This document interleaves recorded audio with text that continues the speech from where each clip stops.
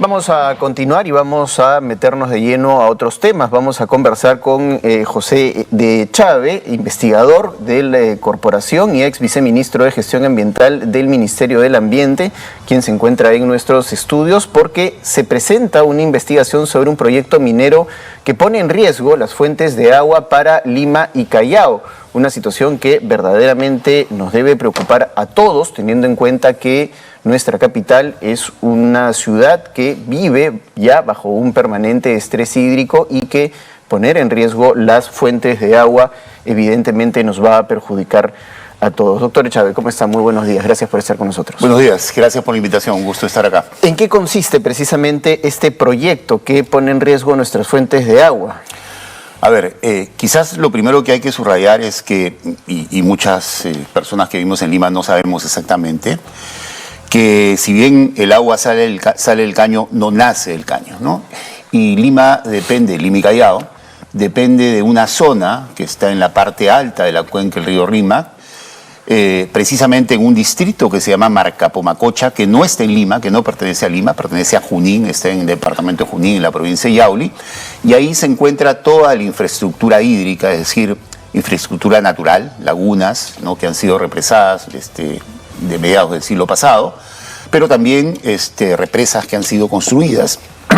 Y sobre todo un túnel, hay un túnel trasandino, porque también los que vivimos en Lima debemos saber que el agua que consumimos depende de un trasvase de aguas que viene de la cuenca del Mantaro y se transfiere a la cuenca del río Rímac, que es una cuenca no muy caudalosa, ¿no?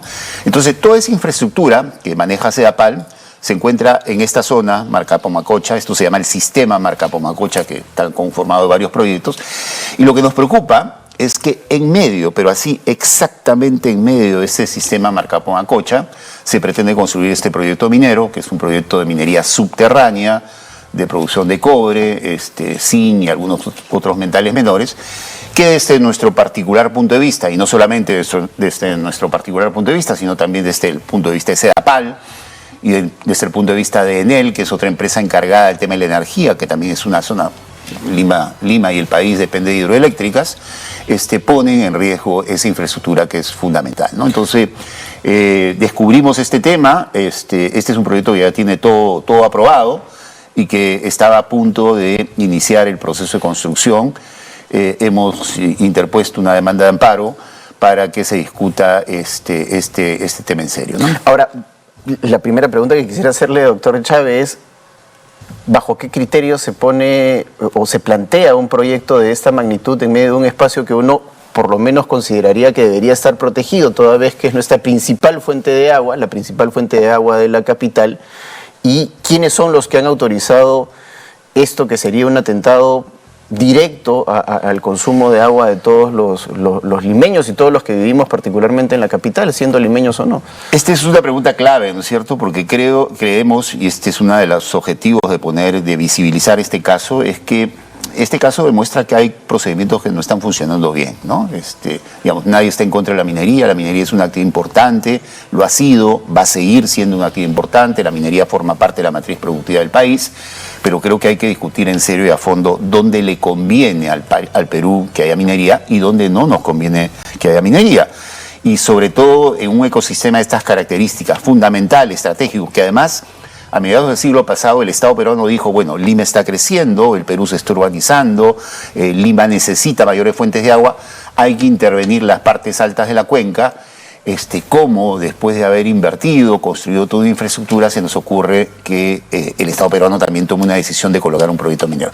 Y forma parte de estas cosas medias absurdas que muestran que el Estado peruano funciona casi como una lógica de compartimentos estancos, porque este proyecto ha sido aprobado por la Dirección General de Asuntos Ambientales del Ministerio de Energía y Minas. El Ministerio de Energía y Minas tiene como misión que la minería crezca.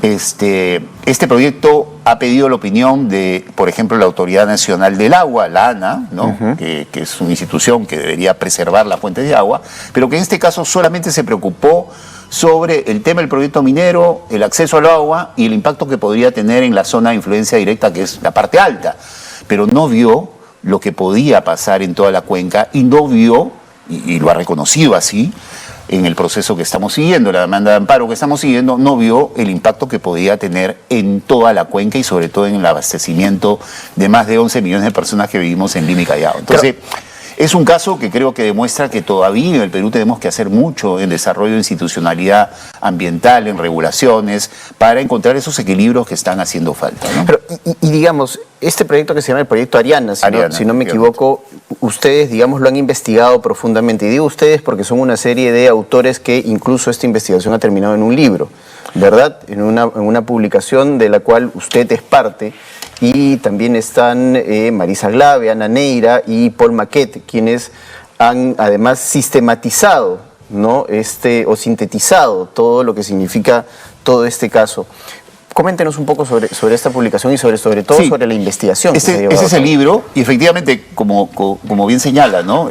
Más que un libro de una investigación, es el resultado de un proceso. Este caso lo descubrimos hace ya algunos años, 2019, vimos que había... ¿Nos podría mostrar el libro a la cámara, por favor? Por supuesto. Nos comenzamos a informar sobre el caso, vimos que ya tenía un estudio de impacto ambiental aprobado, es decir, tenía todo para que el proyecto comience a desarrollarse, y como llegamos a la conclusión que se estaba afectando un derecho constitucional que tenemos todos los peruanos y las peruanas de acceder a agua potable, hicimos un proceso vía una demanda de amparo en un tribunal constitucional, ¿no? Eso está siguiendo una vía, eso nos permitió mayor información. Y por eso en este libro estamos sistematizando, por un lado, toda la historia de cómo se ha construido la infraestructura del agua en Lima, las características de ese ecosistema de la parte alta de la cuenca del río Lima. Presentamos también el proceso, la demanda de amparo, todo el fundamento legal que cuestiona el proyecto, también las respuestas que ha habido de parte de la empresa. Y al final hacemos una reflexión sobre una pregunta clave que me acaba de hacer.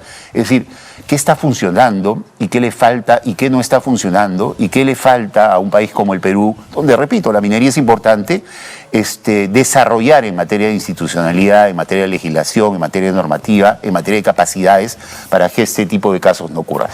En realidad, a Lima le está pasando, con este caso, lo que en los últimos 20, 25 años le ha pasado a muchas zonas en el país, porque desde Lima hemos visto los conflictos vinculados a la minería como algo lejano, ¿no? Como algo que pasa en zonas muy apartadas de... Así es, ¿no? La Defensoría del Pueblo nos recuerda que la gran mayoría de conflictos sociales en el país están vinculados a temas socioambientales, vinculados a actividades extractivas como la minería. Entonces, a Lima le está pasando exactamente lo que le ha pasado en los últimos 25 años a varias zonas del país. Entonces, creemos que hay que estar alertas, hay que informar. Para nosotros es fundamental que la población de Lima se informe. Y también pedir respuestas a las autoridades, ¿no? De por medio está el abastecimiento de agua a Lima. Entonces, ¿qué dice el alcalde de Lima? ¿Qué dice el gobernador regional de Lima?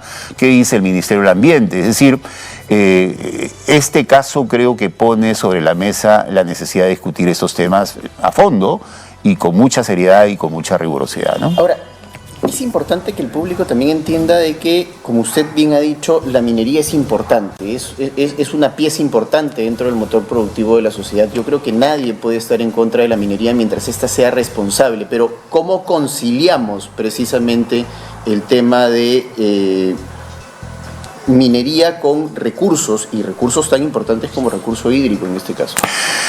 Con políticas públicas, con regulaciones eficientes, ¿no? Con instrumentos eficaces. Por ejemplo, la Autoridad Nacional del Agua, al inicio introduciendo el tema, mencionabas que Perú está viviendo una situación de estrés hídrico. Efectivamente, 544 distritos de 14 departamentos han sido declarados en emergencia hídrica. Hoy en día en nuestras zonas andinas no está habiendo lluvias y eso está teniendo un impacto muy importante. Pero además somos uno de los países con la más baja capacidad de almacenamiento de agua en América Latina. Entonces, este tema es fundamental. Este tema tiene que ser trabajado seriamente para encontrar esos equilibrios que están haciendo falta. Entonces, me parece que eso es un elemento fundamental y ojalá, digamos, que este caso permita que el país comience a discutir qué es lo que está haciendo falta en materia de institucionalidad, qué es lo que está haciendo falta en materia de políticas públicas, en materia de capacidades, para encontrar precisamente esos puntos de equilibrio. Ojo, cuando hablamos de estrés hídrico, el Perú está considerado como uno de los 3 o 4 países de América Latina que están sufriendo ya una situación de estrés hídrico. Y esto no es el futuro. Hace poco, una capital de América Latina, Montevideo, se quedó sin agua potable. Así es. Sequía. Tuvieron 3 años de sequía en Uruguay. En Perú y particularmente en Lima no aguantaríamos 2 años de ausencia de y saliendo un poco de Lima, lo estamos viendo con lo que está ocurriendo en Puno. El lago Titicaca se está secando de manera muy alarmante y eso evidentemente afecta directamente a la población que depende de los recursos que del lago Titicaca. El lago Titicaca está con un caudal pero muy por debajo de los niveles más críticos históricos. La laguna de Piuray, que es una laguna fundamental para el abastecimiento de agua de la ciudad de Cusco, también está por debajo del nivel.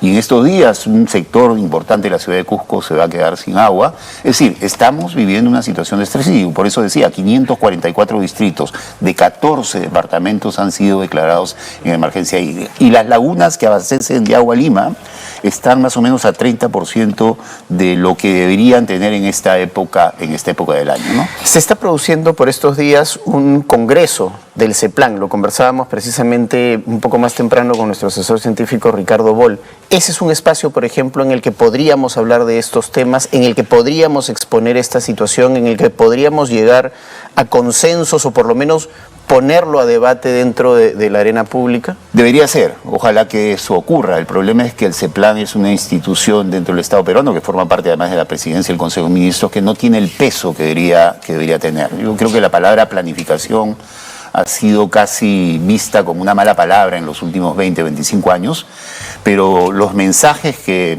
recibimos de la naturaleza, hace poco escuchaba el tema de los movimientos sísmicos. Esta zona donde se va a instalar el proyecto de Ariana es una zona sísmica, ¿no? Es una zona de riesgo sísmico. Es decir, los fenómenos naturales extremos ya no son naturales. Los fenómenos meteorológicos extremos que estamos viviendo creo que son indicadores de que deberíamos reaccionar y comenzar a planificar. Y en este caso, planificar el uso del territorio. Necesitamos políticas de ordenamiento territorial para señalar lo que mencionaba en una parte de la entrevista, dónde sí y dónde no nos convienen este tipo de actividades productivas, ¿no? Muchas gracias, doctor de Chávez, por haber estado gracias a ustedes. Y solamente una pequeña, hoy día presentamos el libro, la presentación es a las 18:30 en la librería El Virrey en Miraflores. Vamos a tener, vamos a estar 2 autores, Marisa Glavi y yo, y vamos a tener un panel donde va a estar la congresista Ruth Luque, que es la presidenta de la Comisión de Ambiente y Ecología, va a estar el exministro del Ambiente, Ricardo Giesecke, y va a estar la secretaria del sindicato de CEDAPAL, Luisa Isabel. Muchas gracias. La invitación está hecha entonces, doctor Chávez, para que asistan a la presentación de este libro. Es una investigación sumamente interesante sobre el proyecto Ariana y sobre el futuro de las fuentes de agua de Lima y Callao, la capital de la República, nada menos.